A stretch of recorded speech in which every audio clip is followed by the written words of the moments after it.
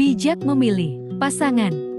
Bagaimana cara bijak memilih pasangan? Milih atau pemilih? Saya mau awali dengan bilang, milih harus dong. Emangnya nikah gampang? Nikah itu one way ticket, no turning back, no refund. Kalau bagus, puji Tuhan. Kalau jelek, nggak bisa dikembalikan. Nikah itu mempercayakan hidup kita kepada seseorang. Seumur hidup, jangan sampai hidup kita dan masa depan kita berikan kepada orang yang salah. Jangan sampai jatuh ke tangan yang salah. Demikian juga dengan anak-anak yang akan kita lahirkan. Jangan sampai lahir dari orang yang salah. Sebaliknya, pemilih adalah orang-orang yang punya standar yang terlalu tinggi sampai nggak sadar diri. Beda ya, memilih harus, karena nikah tidak mudah. Kita tidak mau hidup kita jatuh ke tangan yang salah. Sedangkan pemilih adalah orang yang punya standar yang terlalu tinggi sampai-sampai tidak sadar diri. Pertanyaan hari ini, apakah Anda picky atau wise? Apakah Anda pemilih atau memang hanya memilih bijaksana untuk membuat keputusan yang tepat buat masa depan Anda? Apa yang membedakan picky or wise? Itu apa yang menjadi bahan pertimbangan, esensi atau tidak esensi.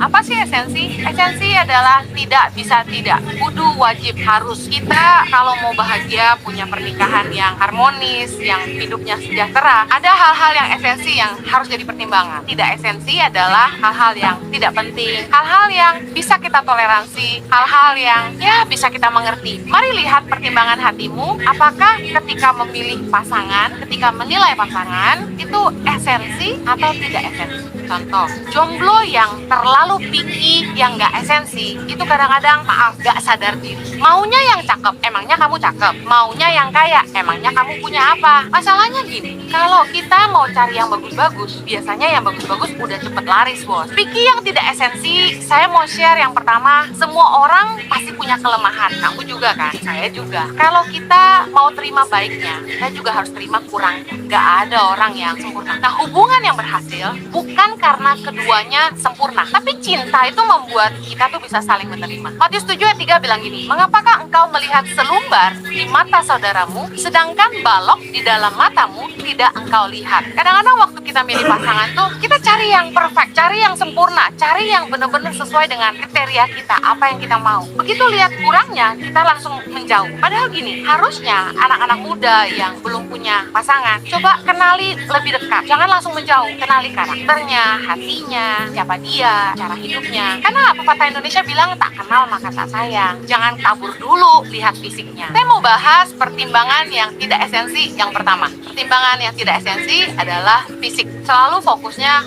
fisik, pendek, tinggi, mancung, pesek, hitam, putih, berbulu, enggak, jarinya lentik atau buntet, dan lain sebagainya. Seringkali kita menilai orang selalu dari penampilan luarnya dulu. Yang namanya juga packaging. Seringkali kita terkecoh justru sama packagingnya. Dari luar kelihatan bagus, tapi dalamnya enggak kan. Makanya kalau ketemu orang, jangan menjudge, jangan langsung memberi penilaian dari fisiknya. Kenali dulu orangnya. Banyak orang yang dari luar kelihatan biasa. Fisik, penampilan luar, itu bisa di-upgrade. Ada uang, ada barang. Mau bikin cakep kayak gimana? Bisa. Gigi bisa ditanam, rambut bisa ditanam, hidung bisa dimancungin, apa aja bisa. Kulit aja bisa diputihin katanya. Tapi masalahnya, kecantikan di dalam itu yang nggak bisa digantikan. Amsal 31 ayat 30 bilang, kemolekan adalah bohong dan kecantikan adalah sia-sia. Tetapi istri yang takut akan Tuhan dipuji-puji. Kenapa firman Tuhan bilang kemolekan adalah bohong? Karena kadang-kadang kita tertipu sama penampilan luar orang. Kelihatan cantik, tapi dalamnya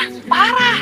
Kecantikan tidak bisa dari luar aja. Kecantikan itu lahir dari dalam juga. Dikatakan kecantikan adalah sia-sia. Kenapa? Karena banyak pria jadi kecewa setelah menikah. Istrinya yang tadinya cantik, tapi nggak sayang sama dia, nggak ngurusin dia. Ada yang pernah cerita sama saya, istrinya cantik banget, model, artis, tapi nggak pernah bikinin kopi buat dia sakit nggak diurusin, akhirnya mereka bercerai. Hari ini banyak pria wanita yang menikah dengan wanita atau pria yang wanita cantik atau pria yang tampan, tidak bahagia. Mereka akhirnya bercerai juga, membuktikan bahwa fisik bukan yang utama. Kelemahan laki-laki itu di matanya, selalu melihat penilaian utamanya itu fisik dari seorang wanita, bodinya, wajahnya, kulitnya. Tapi saya mau bilang gini, coba kenali dulu karakternya, kenali hatinya. Kalau orang kelihatan biasa luarnya, tapi indah hatinya, kamu juga bisa jatuh cinta. Kita kalau nikah, packaging luar menentukan, asik baiklah, bisa ada yang dilihat. Tapi saya mau bilang, kalau pasanganmu itu nggak baik sama kamu,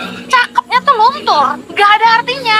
Kalau kita udah marah sama dia, wajahnya tuh jadi jelek di depan kita. Sama, perempuan cantik kalau sifatnya jelek, masih ada yang dilihat, betul. Tapi kalau yang kurang cantik, sifatnya jelek, apalagi yang mau dilihat? Kita harus ngerti keindahan batini ya, itu jauh lebih penting. Karena itu yang kekal. Waktu kita hidup bersama-sama, yang kita rasakan itu kecantikan dari dalamnya. Contoh, ganteng sih, tapi kasar. Ganteng, tinggi, besar, putih, tapi nggak sayang sama kita. Nggak mau ngurus anaknya, nggak bertanggung jawab sama istrinya. Banyak hutangnya, suka main perempuan. Masih ada artinya nggak kegantengan? Dasar pertimbangan yang nggak esensi seperti fisik, itu akan membuat kita menyesal selamanya.